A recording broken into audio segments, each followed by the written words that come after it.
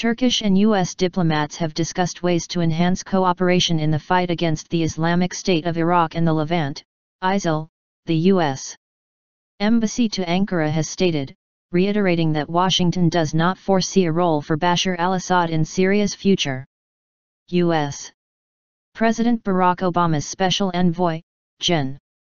John Allen, and his deputy, Ambassador Brett McGurk, were in Ankara to hold talks with Turkish Foreign Ministry Undersecretary Feridun Sinirlioğlu, according to a statement issued by the embassy.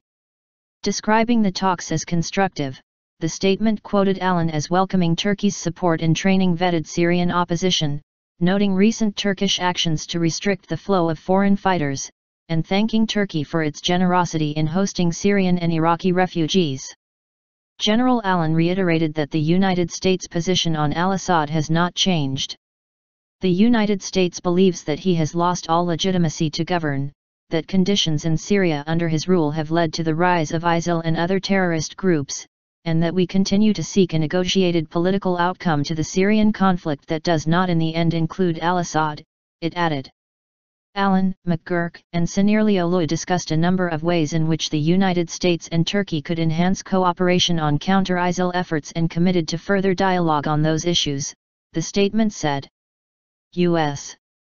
Secretary of State John Kerry's statement last weekend, in which he said they must negotiate with al-Assad for a solution to the Syrian crisis, has sparked criticism from Ankara, with Prime Minister Ahmet Davutoglu likening shaking hands with al-Assad to shaking hands with Adolf Hitler and Slobodan Milosevic. Washington later corrected Kerry's statement. Meanwhile, German Foreign Minister Frank-Walter Steinmeier said the crisis in Syria could only be ended at the negotiating table, even if it requires the participation of al-Assad. The way to end the violence will only be achieved through negotiations for a political solution. Even though this will require negotiations with the Assad regime, Steinmeier told Süddeutsche Zeitung.